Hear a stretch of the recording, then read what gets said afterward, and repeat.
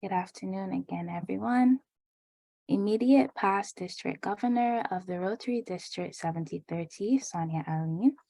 Past District Governor, Lel Chase. Past District Governor, Wadi Soma.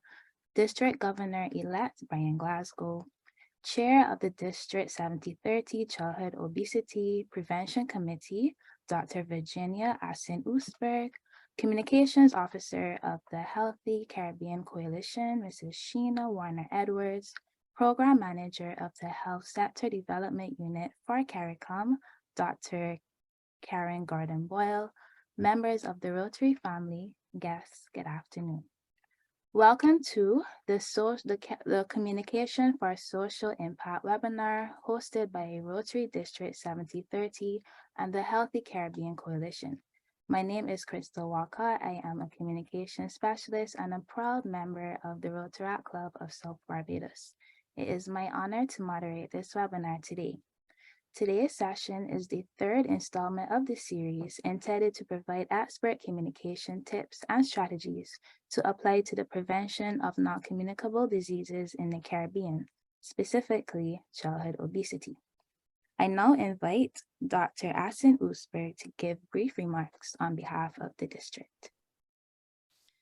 Thank you, Crystal, and thank you for already welcoming our guests, but also from my end, our IPDG, PDGs, presidents, past presidents, fellows, everybody joining this event, welcome. And I'm doing the welcome not only on my behalf, but more specifically on behalf of our District Governor, Leslie Randami, who at this point cannot be with us. As you know, as District Governor, your year is also scheduled with visits to all the different clubs in the different countries. And at the moment, he is meeting with some of our clubs in Curacao. So he was so sorry that he couldn't make it for this meeting. And we waited up to 5 minutes ago for him to really be able to say, I am not able to join. So Virginia, please welcome everybody on my behalf and give some opening remarks. So again, thank you everybody for participating in this event. This is a priority program for our district, District 7030, because this is a serious priority for the Caribbean. I want to hasten and say a special welcome to our speaker today, that's Dr. Karen Gordon-Boyle, who is going to talk about the ways we have to communicate with each other when we want to convey the message of childhood obesity prevention. We have had different sessions already, and in the sessions we have also stressed the fact of the importance of childhood obesity, the challenge that we are having in the Caribbean, and I'm focusing on the Caribbean. And we have that challenge because our data show that 1 in every 3 children has overweight or is obese. It's a serious problem. Not going into details about the problem of childhood obesity in this session, but that is the basis and the foundation of our concern, because we know that when a child is obese, it can lead to adult obesity in adulthood, which is a risk factor for chronic diseases we can all prevent. That's why they are called preventable diseases. So in 2020, Rotary District 7030 took the decision to make this a priority, cognizant of the challenge of the problem that we have, and making sure that we contribute to what was already being done in the Caribbean. And one of the important things of a Rotary organization to join this fight against childhood obesity is that as an organization, we are close to the community and we work in the community. And that's the reason that this collaboration with the Healthy Caribbean Coalition is, in my opinion, and the Rotary, and I know HCC shares this opinion, is a match made in heaven. Also, having my own experience with the Healthy Caribbean Coalition, we know that HCC is an organization that focuses, of course, also on the prevention of non-communicable diseases, but my colleague will also give a few opening remarks on behalf of HCC. But as Rotary and on behalf of the District Governor Leslie, I have to thank HCC up front, not only for this event, for this activity, and I want to give a big clap to Kerry, who diligently has organized this event for us and with us today.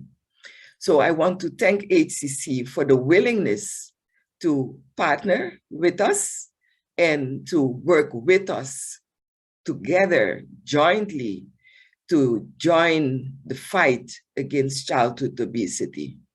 We hope and we wish that with the session today, we are yet another step further in making sure that we can achieve our goal of 2025, which is at least to stop the increase of childhood obesity prevention.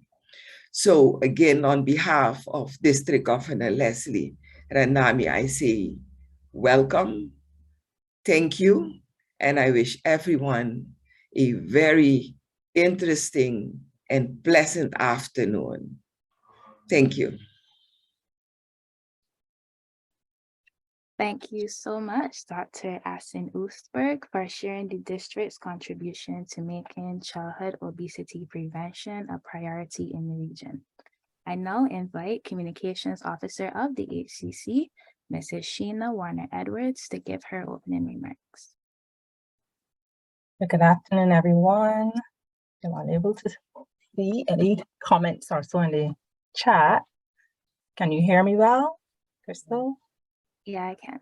Great. Okay. So protocols haven't been established. I first want to thank the Rotary District 7030 for having HCC or involving HCC, I think, at this level. I know Carrie has been working diligent, behind the scenes really, with all of these activities from 2020. And the HCC does welcome, organizations who have really identified this matter as one of urgency, and childhood obesity being one of those topics. We were quite pleased when the Rotary had said that, they wanted to be involved, literally be there with us, hand holding really. And since then, other organizations have now reached out. So the Rotary District 7030 definitely was a leading organization in this fight against childhood obesity.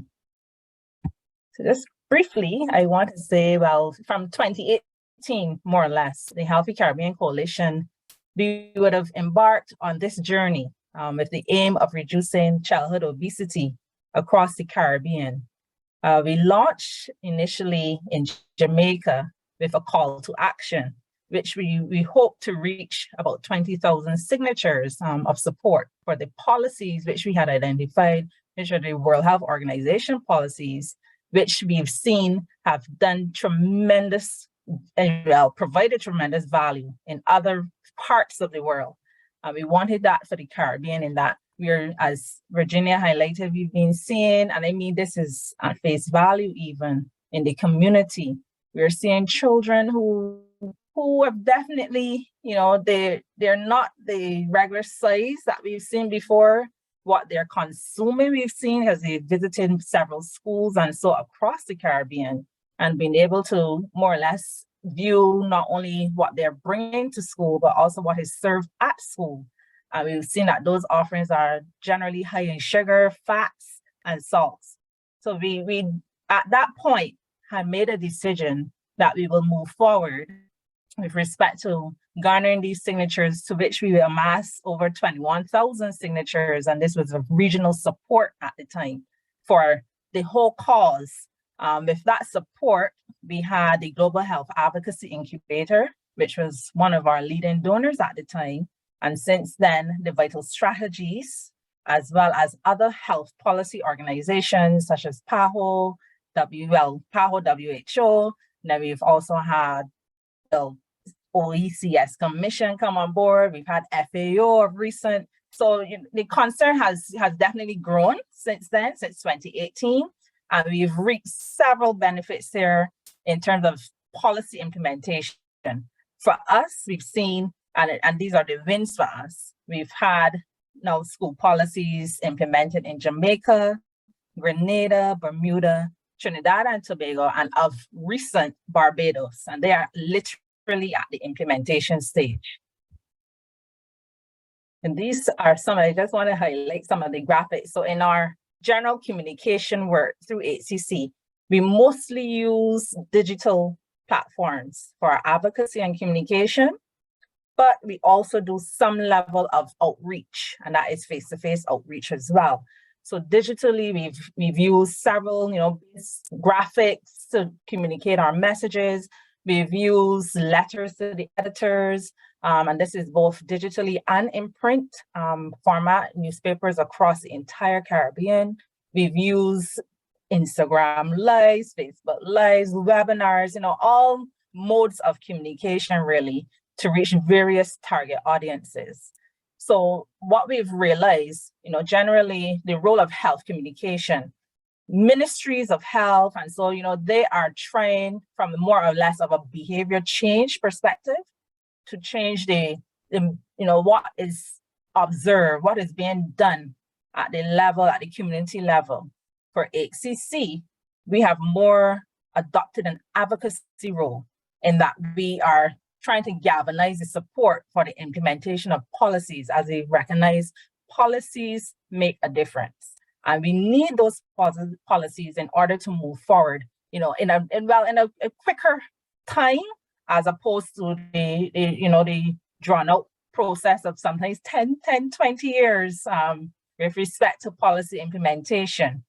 So what we have done is our advocacy messages, we generally write those or draft or craft, to communicate with various target audiences. And our target audiences have been from parents, guardians, because the grandparents also play a major role, to the decision makers or the policy makers, and galvanizing that support to more or less assist them in implementing these policies that we have seen have been beneficial across the world. So in doing that, our messages, what we do is craft our messages, and we do this, as a more or less partners and the groups, our regional CSOs, community service type organizations, NGOs, civil society partners, and obesity prevention. We would craft these messages for, the various audiences, including those policymakers. And so therefore they're not, the static kind of messages. They're definitely targeted. And we use various languages as well, because in several cases we've had to translate messages as well as statistics. And so just to communicate what we are urging the public, and that's various groups within the public do. And so we advocate, and advocacy is needed, as we've seen. And the persons and so that we select to advocate have to and have always been those who are credible or related to the issue, as we've found that these persons have had greatest influence. And for us, we're always looking at the best messengers when we are doing our communication. And of course, last but not least, our channels of communication. So we've done, as I said, we've used the digital platforms. So those are the social media as well as website spaces. One, in terms of popular websites that persons in the region would visit. We've placed ads on those platforms. So, to direct persons more or less to the information or to galvanize the support that we're hoping to get.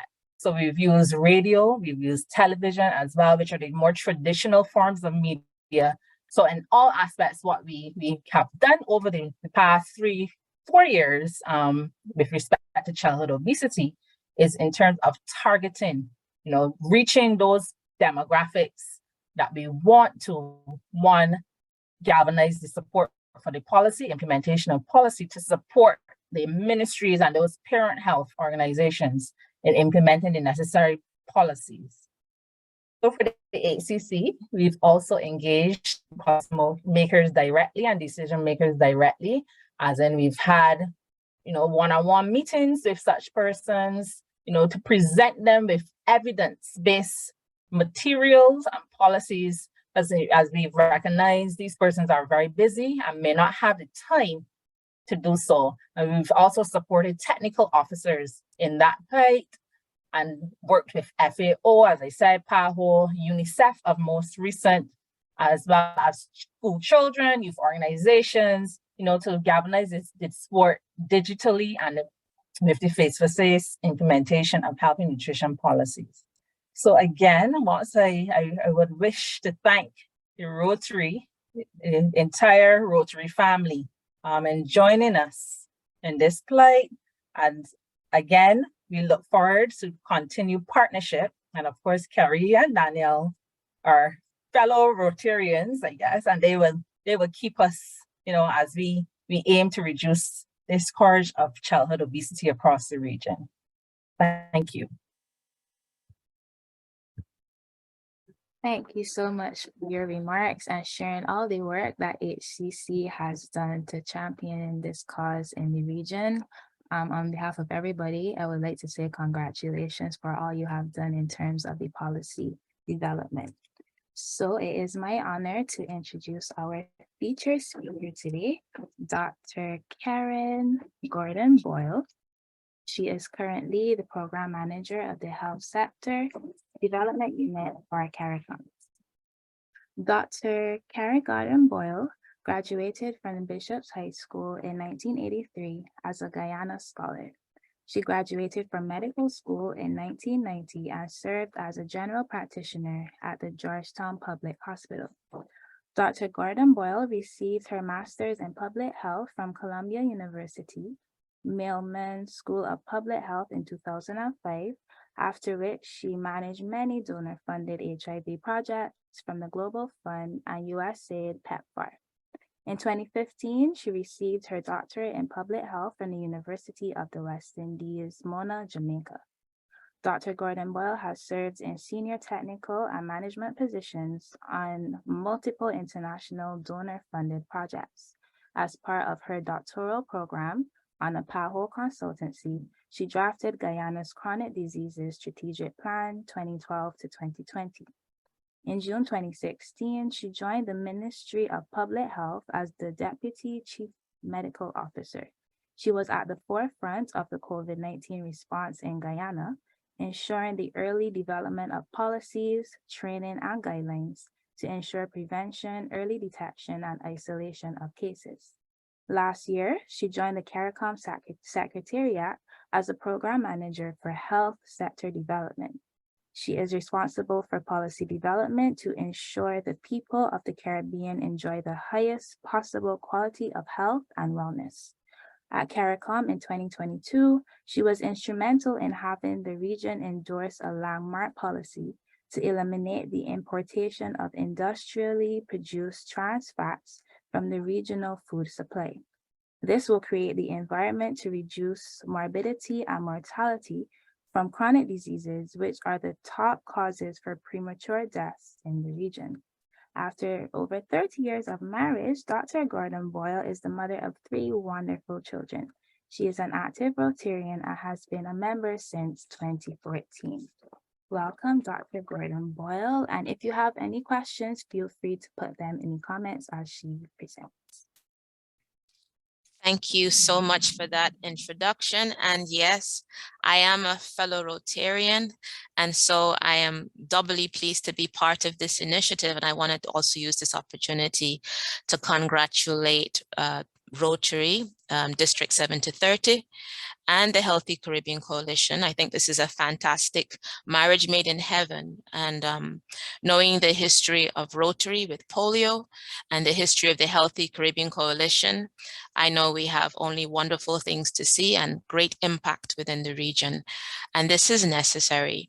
And as part of CARICOM, I would like to also state that we are on standby, ready and able to lend our support in any way we can in terms of coordination of a regional response.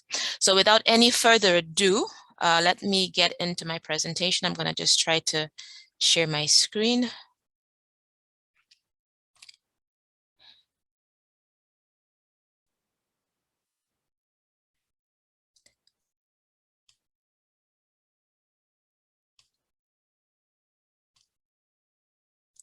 Are you seeing my presentation? Yes, we can. And you're hearing me. Okay, then, so let's get going. Hold on. All right, so this is an outline. I'm gonna, in the time that remains, and usually a training or sensitization on behavior change communication would take like a day to make it interactive and really interesting. So this is going to be a tall task to do it in half an hour, but I will do my best to give you a sense of the epidemiology, which will be very brief, the stages of change, behavior change, and the Caribbean Moves campaign. So as was already mentioned, we have a silent epidemic within the region and over the world over, chronic diseases are a leading cause of death. 3 out of 4 persons worldwide would die from a chronic disease. Within small island development states, death or premature death from chronic diseases is overrepresented. The yellow vertical lines represent the small island developing states. And you will see that when it comes towards the end, the right-hand side, where there's more likelihood of dying prematurely from NCDs, the lines are almost all yellow, which represents our region and other smaller islands. So we definitely have a problem. So the Caribbean, the non-communicable diseases account for 3 out of 4 deaths. 40% of NCD deaths occur between the ages of 30 and 69. The implications for this are huge because these are the most productive ages. And think about the investment that would have gone into schooling and maybe post-schooling university and training of such persons, for them to then die prematurely, and that those years of production are lost. And so chronic diseases are not only a health issue, but they really are a development issue. And if we are working towards sustainable development goals, it means we cannot ignore the fact that people are dying prematurely, and the impact in terms of lost productivity can be quite huge. In fact, in Jamaica, the direct costs and the indirect costs for cardiovascular diseases, diabetes, etc., is projected to be 77 billion between 2017 and 2032. This is another graph showing that, females more than males within the small island development states tend to have this problem of obesity. And coming more to where we are focused now is the childhood levels of obesity. And this is taken from right here in the Caribbean. And you're seeing that Bahamas, Dominica, and Suriname, the rates of childhood obesity are about 35%. This is 5 to 9-year-old, 10 to 19-year-olds, 5 to 19-year-olds. And that is over a quarter of our children, our teenagers and our children that are overweight. This is not something that we could continue to ignore. So I'm giving you a scenario, and I'm going to ask some questions. We may not have time to actually answer them now, but maybe we can discuss them later if time permits. So there's a high incidence of childhood obesity in Dominica. 36% of children.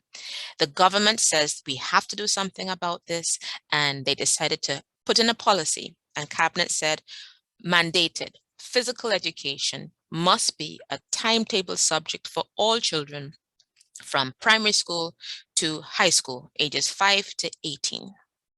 After 6 months, they reevaluated, and they recognized that the children were actually getting fatter, despite having physical education for 45 minutes once a week.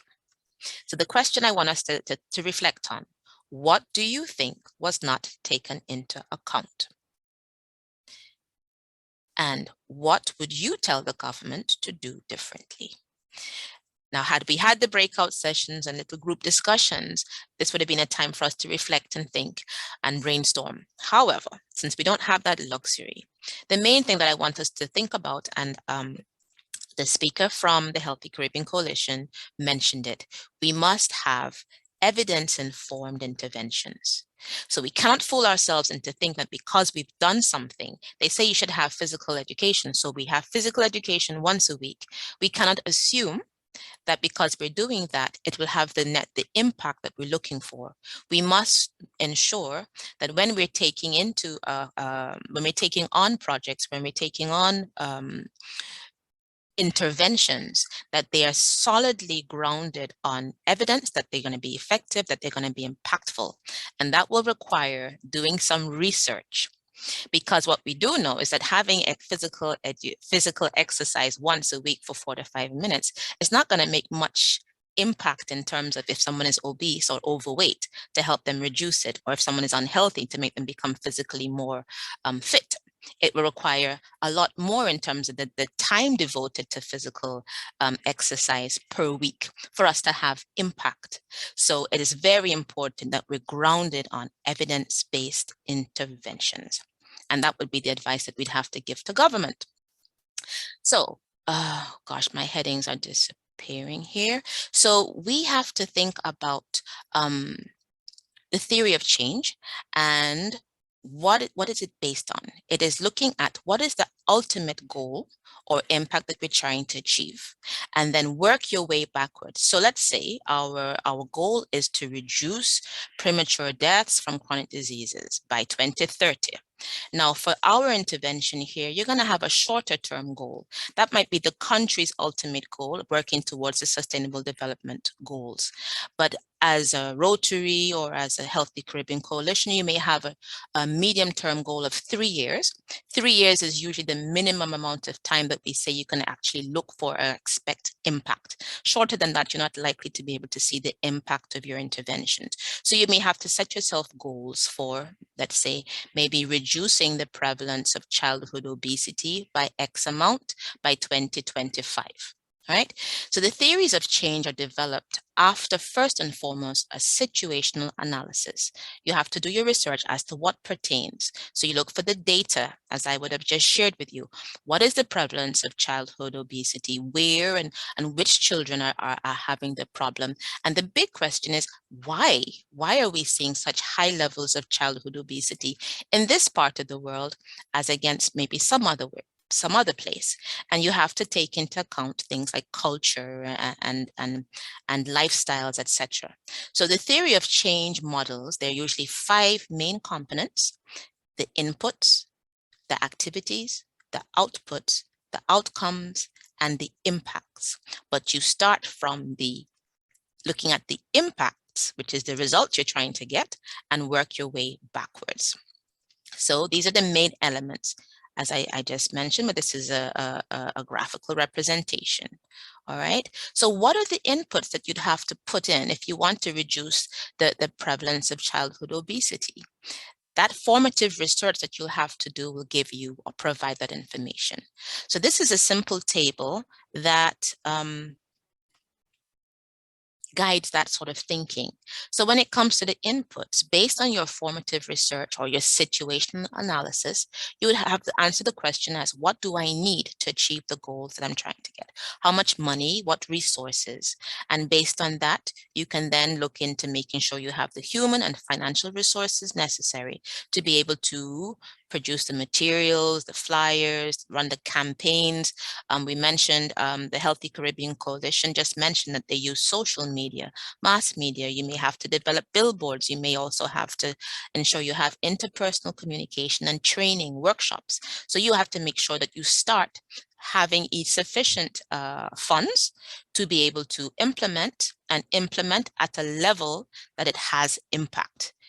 Not just to be able to say I did something if it's not going to have impact, but I did something at a sufficient level of intensity and frequency, and done in such a manner that I was able to expect and see impact. So the activities that you might have would be training, and the training of who? So what we're gonna look at a little later is that you have to think about your target population and the influences to that target population. And as the person who shared before, I picked up, she mentioned that you have to work with the parents and the teachers and the community, the influencers, because if we're targeting children, you would appreciate that the children don't do the shopping for their food stuff.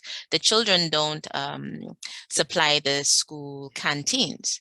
So we have to ensure that the parents are aware of the initiative and the healthy food choices and reducing the amount of sodas that the children intake and maybe having water instead of sodas. The school canteen policies have to be in place to ensure that the school canteens sell healthy options and not all the sodas and sugar sweetened beverages. Government policy, etc., also has to be one that supports the creation of supportive environments. So we may want to make sure that when they're doing urban planning, that they have provisions for safe places for exercise and workplaces, private sector. We can work with private sector to ensure that they also have gyms or a membership for the parents to be able to be part of being more physically active. So even as we're trying to tell children that we want them to be more physically active, and we want schools to have physical education on their timetable, we have to make sure that the parents are part of it, because when they're not in school, they're at home. It has the messages and the behavior change has to be reinforced in every environment, at home and in the community. And if the family can together exercise and can together promote these healthy behaviors, it becomes easier. So even if the children are our primary target audience, we have to look at the influencers, such as the parents, etc., and their peers. So what would be the outputs after we've developed training material, after we've developed communication campaign material, slogans that have to be tested, and etc. Then the outputs will be things like the number of persons trained, the number of materials procured, and the number of policies developed, or how many schools actually implement the, let's say, canteen policies, the number of schools that have the physical education timetabled, the number of general practitioners trained to provide wellness checks. Don't forget that they're also part of this response, the Ministry of Health, not just the Ministry of Education, but the Ministry of Health, because it's no point if we have, or let's say, obese children, and they have to go to see their pediatrician or their family doctor, and the family doctor is not open to this, just having wellness checks. The family doctor only wants to see children who are sick, and not open to the fact that you need to come just for your wellness checks or to have a plan of action. How do I move from this weight to my optimal weight for my height and age? And so the physicians or the family physicians have to also be part of the training, and even the gym operators need to be part of it. So, but they would be the secondary target population. And what are the outcomes? Outcomes are usually looking at behavior changes. So the outcomes might be that, X amount of families or children now use the required amount of fruits and vegetables on a daily basis. X amount of children, there's an increase of X% of the number of children who exercise 4 times a week for 30 minutes, which is really the least that we would want to see if we really want to have impact. So things like that are the kind of outcomes that you can measure. The amount of wellness clinics, or the amount of health facilities that have providers who have been trained to provide wellness checks, and the changes that you might see in the catchment area where such health services are delivered. And the impact would be that long-term thing that I mentioned, which would be reduced incidence of NCDs, reduced mortalities, and reduction in those risk factors that are modifiable. And for some reason, my slides are not moving forward anymore. Okay, so how do we achieve these changes? Through education, through promotion, and behavior change communication. Now, education provides information, but it is not usually enough. So you may find very often people know better, but they don't necessarily do better. And that is because they're not motivated to change. A process, so education, right, is a process aimed at encouraging people to want to be healthy, to know how to stay healthy, to do what they can individually and collectively to maintain health, and to seek help when needed. Health promotion should not aim to coerce, but to motivate and to facilitate informed choice. So the education provides the information, right? But you use this information now because you want to change your behavior. So the big question you have to ask, and maybe you can write your answers in the chat, or we can discuss after if we have the time. How do you motivate? How do you move somebody from having knowledge to practicing the behaviors we're changing? And the key is you have to know what are their values. In that formative research that we have to do at the beginning, we have to figure out what are the key values that these people hold dear. And we have to link our messages, our slogans, our cues to action to those value systems, those values, or those things that they hold dear. So behavior change communication uses a systematic method of formative research, which is like qualitative research, asking the why. Why are these children overweight? What are the reasons that this child is overweight, or this community has such a high prevalence of overweight? And another country, another community, it's not the same. What are the behaviors that are promoting this outcome? Communication, planning, implementation, monitoring. Target audience segmentation is critical. One message will not work for all. You have to have messages that look at maybe the children, messages that look at the parents, the providers, and the community. And then the message that has to be tested. Another question, why are we testing these messages or slogans? What are we testing for? And the answer would usually be to ensure that what we think we're communicating is really what is being understood, because there can be a disconnect between the messages that we're sending out and the messages that are being received. And so what you'd usually do is take whatever messages or slogans, these simple one-liners that we present that are cues for action, and we take them to the target community. We put together a focus group of the people that we're trying to reach. Let's say if it's children, and you send those messages and see what they understand from these messages. And then sometimes you have to tweak it a little bit to ensure that they're promoting exactly what you want them to promote. And as was mentioned with the speaker before, you can use mass media, you can use community mobilization, use the social media now, the Facebooks and the TikToks and the Twitters and all those other platforms, and those must be reinforced at the interpersonal level, the one-on-one communication, which could be provider and client, which could be a gym instructor if they've been trained, and client. And it could be the parent who's been informed and has the wherewithal, and the child. So the interpersonal communication is that final, well, I don't want to say nail in the coffin, but it reinforces what we really want that person to do when they're not necessarily even in front of the doctor anymore, but back home. So health has to be attained and cannot be imposed. So the person has to want to be healthy. And as you'd recognize, they spend maybe half an hour on average with their doctor, 4 to 5 minutes. It means that when they're not in front of the physician who's saying, you need to eat this, you need to exercise, you need to adopt XYZ behaviors, when they leave the doctor's office, if that doctor has not been able to impress upon them the importance of changing their behaviors and adopting a healthier lifestyle, then we would have lost the battle. Because what's really important is building a partnership with the person who has to implement the behavior and the person who's sending the message or trying to motivate them to adopt these behaviors. And key to doing that would be that strong message that motivates them, that strong cue to change.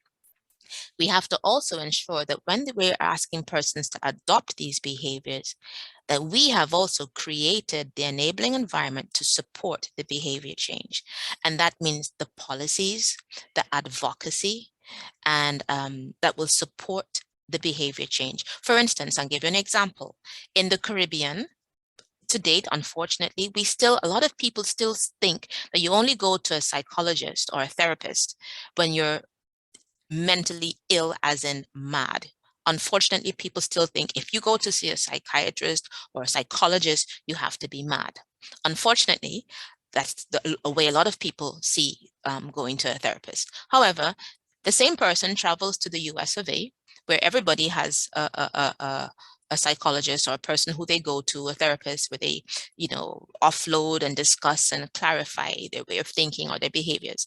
And it's something people speak openly about, having their appointments with the psychologist. And so what you find is when somebody moves from one locale to another, they adopt and very easily adopt the behaviors of the environment in which they're in, and they adopt the values of the environment in which they're in. And so similarly, if we want persons to change their way of thinking, etc., we have to ensure that the culture and the policies and the government are also working towards that same end goal of the healthier behaviors, making it easier for people to make those choices. As far as, let's say, the government and policies might be concerned, they may want to put taxes on the sugar-sweetened beverages. They may want to put taxes on the calorie-dense foods so that they become more expensive and less attractive. And the foods like the fresh fruits and the fresh vegetables become subsidized. So they become much easier and much more attractive for the housewife who has to put food on the plate. So these are the things that government can do to support the kind of behaviors that we're trying to influence at the interpersonal level. So culture and societal norms and policies are critical in creating that environment. And the policies can be not just limited to workplaces and schools, but within the communities, as I mentioned before, making sure that every community has a gym, has parks and safe places with lights where people can exercise, and even after school programs that encourage sports. It could be games that schools have enough funding to have football teams and basketball teams, et cetera, that make exercising fun. So this ecological model invites you to look at the fact that the child might be the unit of focus, but that child is not operating in isolation and has parents, and the parents, in addition to that influence them. They have the schools, and in the schools you have teachers, and they have their peers, and you have the community. And all of these create the environment in which the child has to live and play. And each one of those levels, you need to be able to target with a different message, with a different advocacy tool, to be able to influence that child and make it easier for that child to adopt the behavior we're talking about. So the formative research is a critical step in designing a social marketing campaign. And the same marketing campaigns that private sector and industry use is what we use now in behavior change communication. The key steps are situational analysis, then exploring why are these children having these problems, and then developing concepts, slogans, key messages, testing them, and ensuring that these cues for action are understood. Let me give you an example. Industry would sell cars. Think of new cars. The image that they would usually have with these new cars are sexy, scantily clad women next to these beautiful cars. There's absolutely no connection really between a scantily clad woman and a brand new car. The women don't create the cars, the women don't design the cars, but the connection is, if a man can attain or buys these new cars, then he can attain these sexy ladies. And so men will go and buy the cars because they value the sexy ladies. So that is a way of linking the values with what you're trying to promote. And the same goes for what we would have to do when we're doing our social marketing. For instance, again, cornflakes and they'd have their superheroes inside, little figurines. The children want you to buy that particular brand of cornflakes or cereal because they know the superhero that they value is inside that box of cornflakes. And for them to get that superhero, they got to eat the cornflakes. And so similarly, we want them to use fruit or vegetables, or we want them to exercise readily. It might be that the children in the Caribbean value Black Panther. And so we may want to have messages that link this value of being powerful like Black Panther and ripped like Black Panther. We may want to link that with eating and exercising well. And that's a way of cueing or having the child be motivated. It's moving from knowledge to action. And the same thing goes for the parents. We found out that when we were trying to get women to stop smoking, they knew smoking caused cancer. They knew all this information, but it didn't bother them too much. But when they learned that smoking caused premature wrinkling, all of a sudden, the value of being beautiful and looking young was enough of a motivation for women to stop smoking. And so that's the important thing, but you wouldn't know that information unless you do the research. So primary target population, children and their values, and linking those values to your messages and that motivation. But then the children don't operate in a vacuum. So you also have to target the secondary target population, which would be the parents, the teachers, and even their peers.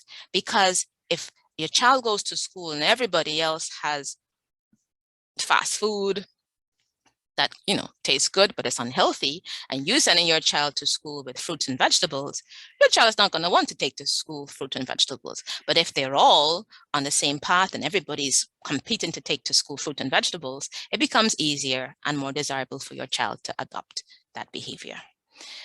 So when it comes to interpersonal communication, there's the Prochaska's model of theory of change. And there are 5 stages of change. Pre-contemplation is when they're totally unaware that there's a problem. So before you have your mass media campaigns, before they know that there is a problem of obesity, the values that they might hold are, my child is nice and fluffy and is healthy. And this is a reflection of prosperity even. This is something good. But then when they see your mass media campaigns and hear about the fact that actually having obesity may lead later on to diabetes or heart problems and premature death, then they suddenly become aware and they start thinking, oh, I need to do something differently. And so there's the period of contemplation.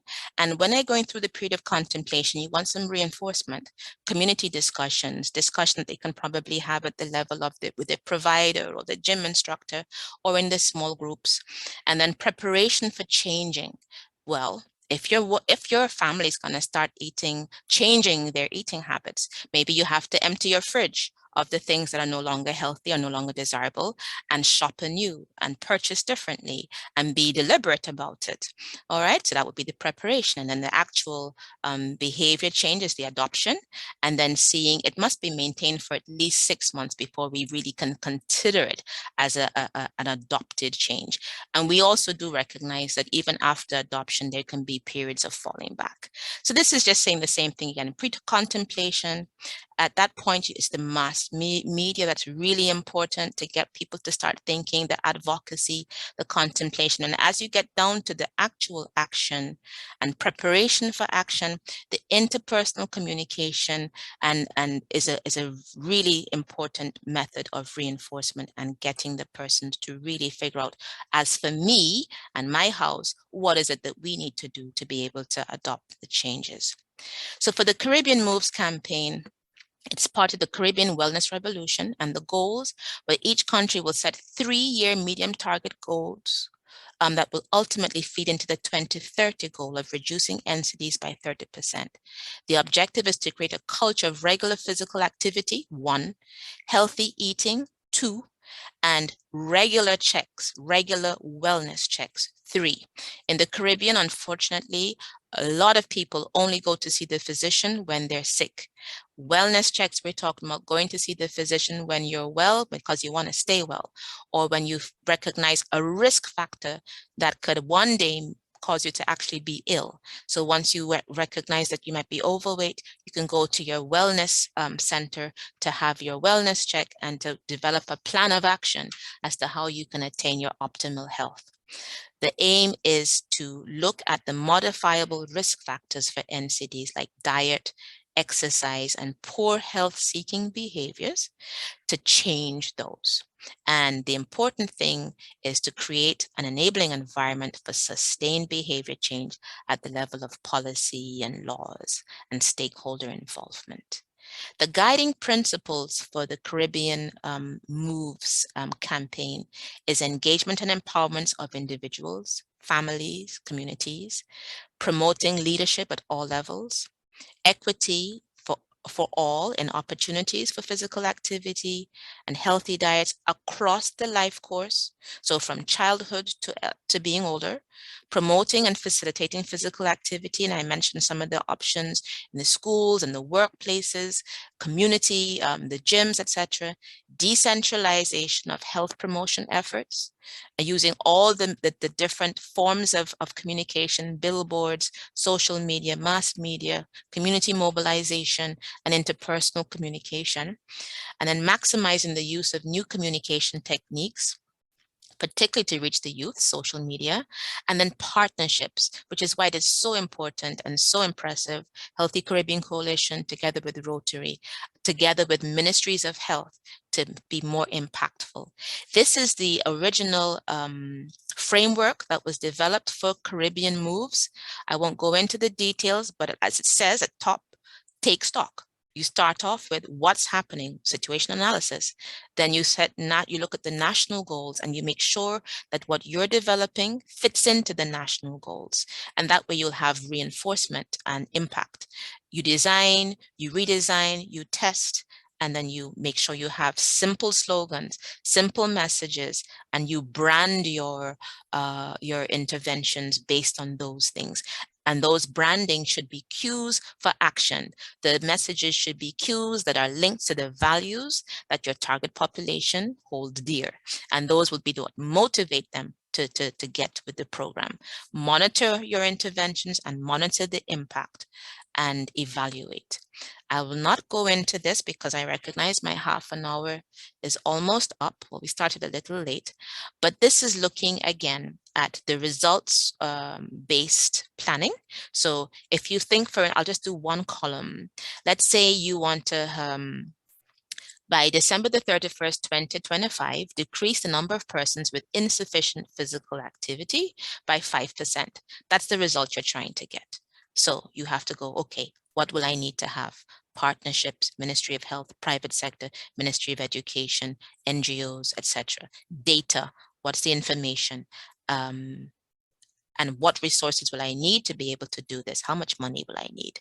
The activities, training, developing your brand, developing your slogans, meeting with the PTAs, meeting with the children, meeting with all the secondary target population. And then your output would be the number of providers trained, etc., number of campaigns, and the outcome would be the behavior change, number of children, parents, etc., who exercise 3 to 4 times a week for at least 30 minutes, raise public awareness, etc., etc. Impact, increasing the number of target populations that are physically fit. Now, if we can take on the Ottawa and Caribbean Charters of Health Promotion, which means build public health policy, create supportive environment, strengthen community action, develop the personal skills through training, reorient health services so the providers have to be on board, build alliances, partnerships, right? If we can do that, then I'm pretty confident that we can together be building healthier lives. And so I thank you.